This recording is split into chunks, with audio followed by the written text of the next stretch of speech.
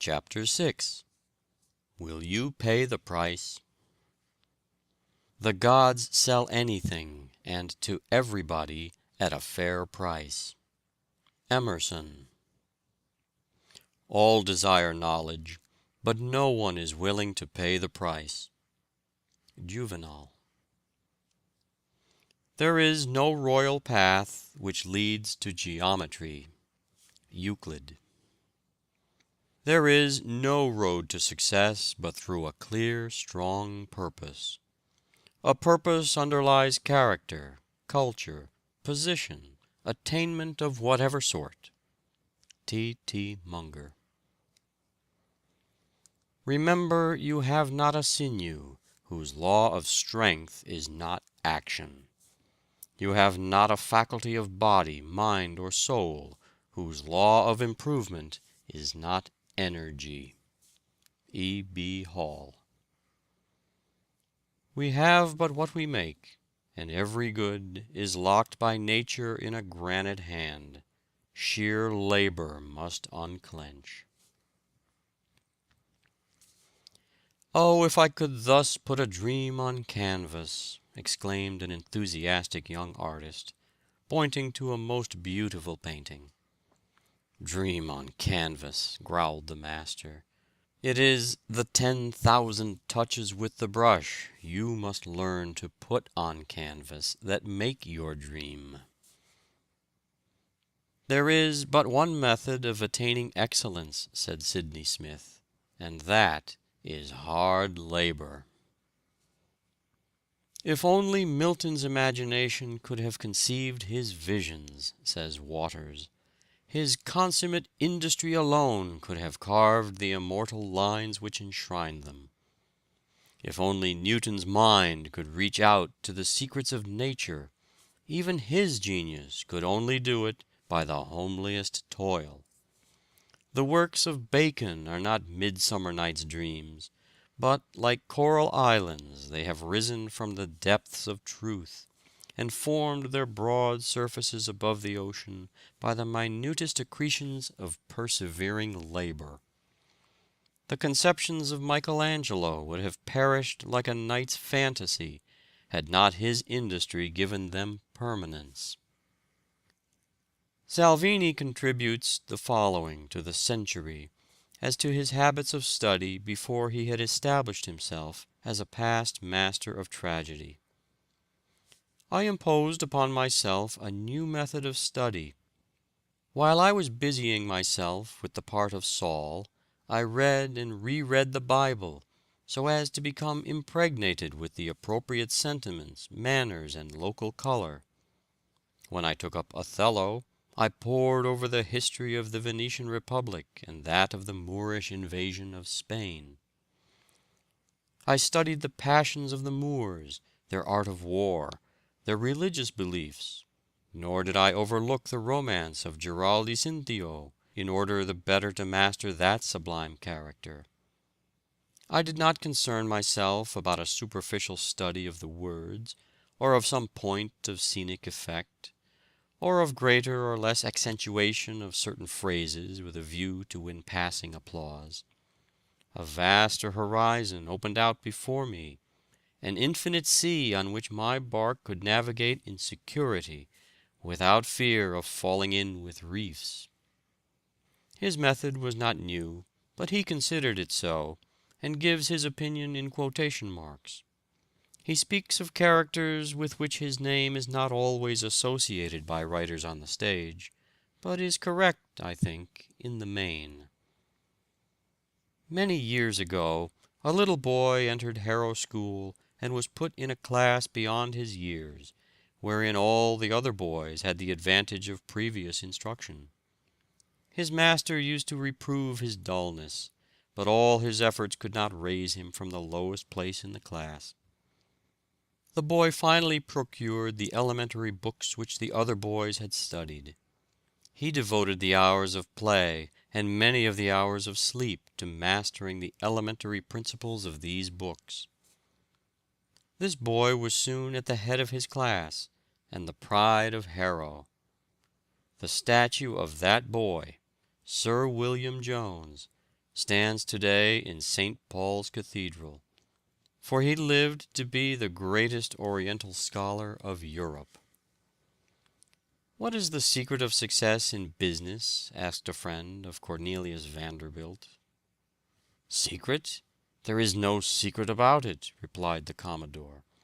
"All you have to do is to attend to your business and go ahead. If you would adopt Vanderbilt's method, know your business, attend to it, and keep down expenses until your fortune is safe from business perils. Work or starve is nature's motto, and it is written on the stars and the sod alike. Starve mentally, starve morally, starve physically. It is an inexorable law of nature that whatever is not used dies. Nothing for nothing is her maxim. If we are idle and shiftless by choice, we shall be nerveless and powerless by necessity." The mottos of great men often give us glimpses of the secret of their characters and success. "Work, work, work," was the motto of Sir Joshua Reynolds, David Wilkie, and scores of other men who have left their mark upon the world. Voltaire's motto was "Toujours au travail," always at work. Scott's maxim was "Never be doing nothing." Michelangelo was a wonderful worker. He even slept in his clothes, ready to spring to his work as soon as he awoke. He kept a block of marble in his bedroom that he might get up in the night and work when he could not sleep. His favorite device was an old man in a go-cart, with an hourglass upon it, bearing this inscription, "Ancora imparo," "Still I'm learning." Even after he was blind, he would ask to be wheeled into the Belvedere to examine the statues with his hands. Cobden used to say, "I'm working like a horse without a moment to spare." It was said that Handel, the musician, did the work of a dozen men. Nothing ever daunted him. He feared neither ridicule nor defeat. Lord Palmerston worked like a slave, even in his old age. Being asked when he considered a man in his prime, he replied, 79, that being his own age. Humboldt was one of the world's great workers. In summer he arose at 4 in the morning for 30 years. He used to say work was as much of a necessity as eating or sleeping. Sir Walter Scott was a phenomenal worker. He wrote the Waverley novels at the rate of 12 volumes a year. He averaged a volume every 2 months during his whole working life. What an example is this to the young men of today of the possibilities of an earnest life. Edmund Burke was one of the most prodigious workers that ever lived. George Stephenson used to work at mealtime, getting out loads of coal while the miners were at dinner, in order that he might earn a few extra shillings to buy a spelling book and an arithmetic. His associates thought he was very foolish, and asked him what good it would do to learn to read and cipher. He told them he was determined to improve his mind, so he studied whenever he could snatch a minute before the engines fire, and in every possible situation, until he had a good, practical, common-sense education. Garibaldi's father decided that Giuseppe should be a minister, because the boy was so sorry for a cricket which lost its leg. Samuel Morse's father concluded that his son would preach well, because he could not keep his head above water in a dangerous attempt to catch bait in the Mystic River. President Dwight told young Morse he would never make a painter, and hinted that he would never amount to much anyway if he did not study more. Although under the teaching of West and Alston in London, he became a tolerable portrait painter, he did not find his sphere until returning from England on a sailing vessel. He heard Professor Jackson explain an electrical experiment in Paris, when the thought of the telegraph flashed into his mind, and he found no rest until he flashed over the wire the first message, "What hath God wrought?" on the experimental line between Baltimore and Washington. This was May 24, 1844. William H. Vanderbilt was by far the wealthiest man in the world. Chauncey M. Depew estimated his fortune at 200 millions. He left his 8 children 10 millions each, except Cornelius and William K., who had 65 millions each. Commodore Vanderbilt, his father, amassed a fortune of $80 millions in his own lifetime, and that too at a time when it was more difficult to make money than it is now. Mr. C. P. Huntington is a good example of a self-made man. His father was a Connecticut farmer. The farm was left to him, but he traded it off for a lot of clocks which he peddled in mining districts for gold dust and nuggets. He and Mark Hopkins formed a partnership and opened a hardware store in California. They united with Leland Stanford in the construction of a railroad, and they all got rich rapidly. Mr. Huntington is one of the greatest railroad operators of the country. He always acted upon the principle that he would control the stock of any road in which he was interested. He is one of the most methodical men of all the millionaires of this country. He is very plain in his manner, strictly temperate, and very abstemious in his living. He said he never knew what it was to be tired. Russell Sage used to keep a grocery store in Troy, New York. He finally associated himself with Jay Gould, who used to be a constant borrower of money of him. Mr. Sage probably keeps more ready money on hand than any other millionaire. He can nearly always control 10 millions or more at call. He has never speculated in stocks to any extent. Mr. Sage's word is as good as any bond. He has no taste for ordinary diversions except driving. Philip D. Armour, who has the appearance of a prosperous farmer, was born on a farm near Watertown, New Jersey. He became fired with a desire to see the "boundless West." His mind seemed to run to hogs, and with a financial instinct he made up his mind that there was a fortune in transporting the hogs from where they were so plenty to where there were so few of them and so many to eat them. He could now purchase every hog in the world, and then have money left to buy a railroad or two. Mrs. Hetty Green is probably the richest woman in the world. Her fortune has grown from the little industry of her father in New Bedford, Massachusetts. She has raised the 9 millions left her by her father, and 9 millions left her by her aunt, to 30 millions. She is a woman of great ability and courage.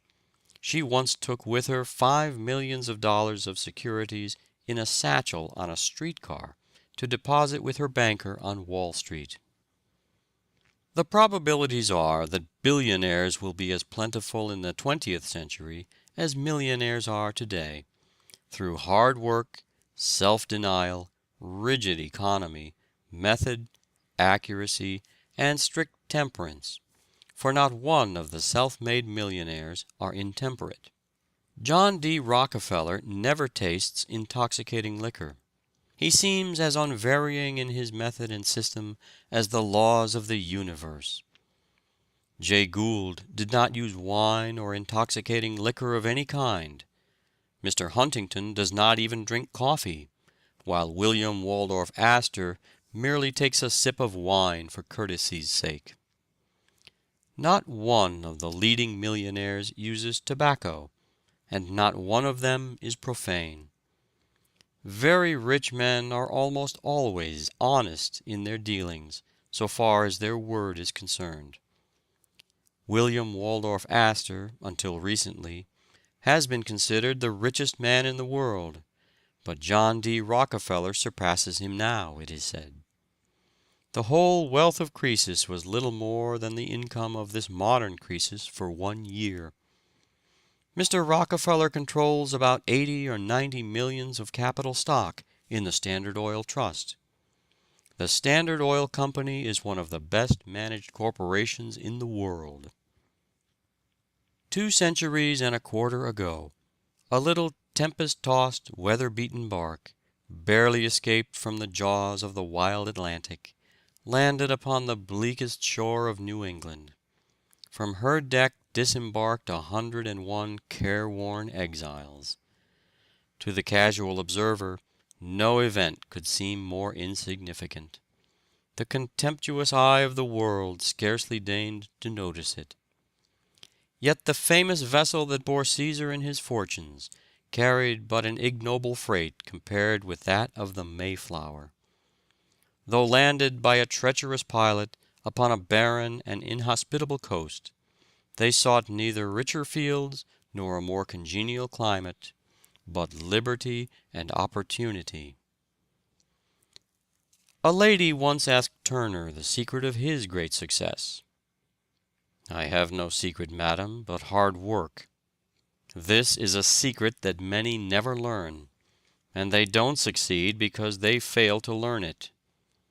Labor is the genius that changes the world from ugliness to beauty, and the great curse to a great blessing."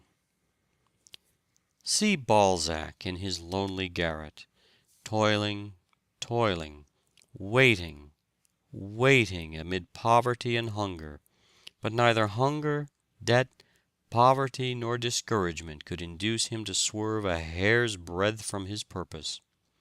He could wait, even while a world scoffed. "Mankind is more indebted to industry than to ingenuity," says Addison. "The gods set up their favors at a price, and industry is the purchaser."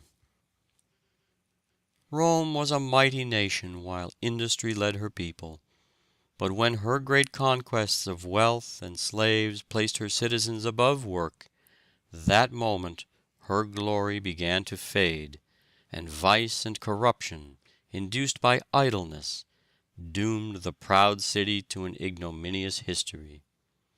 Even Cicero, Rome's great orator, said, "All artisans are engaged in a disgraceful occupation." And Aristotle said, "The best regulated states will not permit a mechanic to be a citizen, for it is impossible for one who lives the life of a mechanic or hired servant to practice a life of virtue. Some were born to be slaves."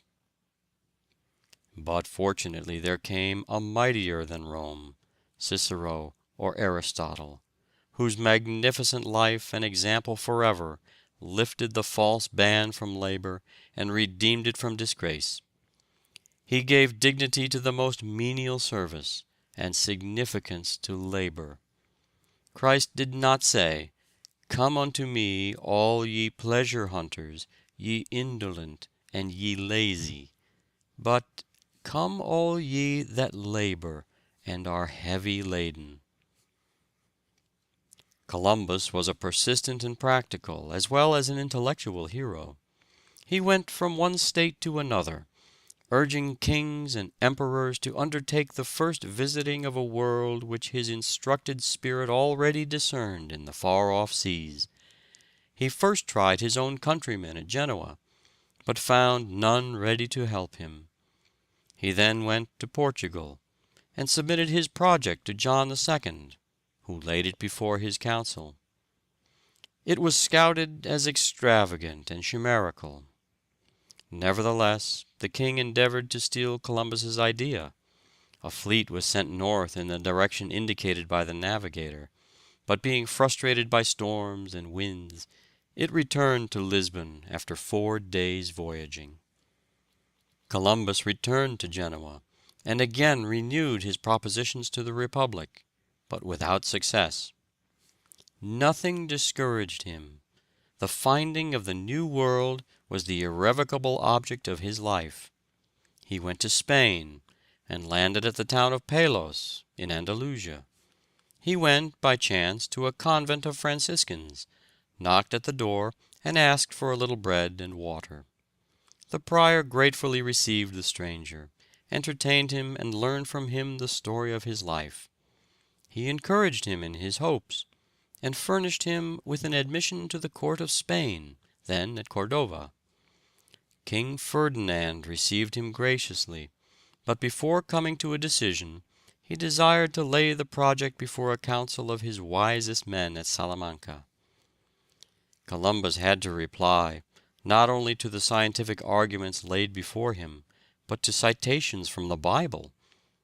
The Spanish clergy declared that the theory of the Antipodes was hostile to the faith. The earth, they said, was an immense flat disk, and if there was a new earth beyond the ocean, then all men could not be descended from Adam. Columbus was considered a fool. Still bent on his idea, he wrote to the King of England, then to the King of France without effect. At last, in 1492, Columbus was introduced by Louis de Saint Angel to Queen Isabella of Spain.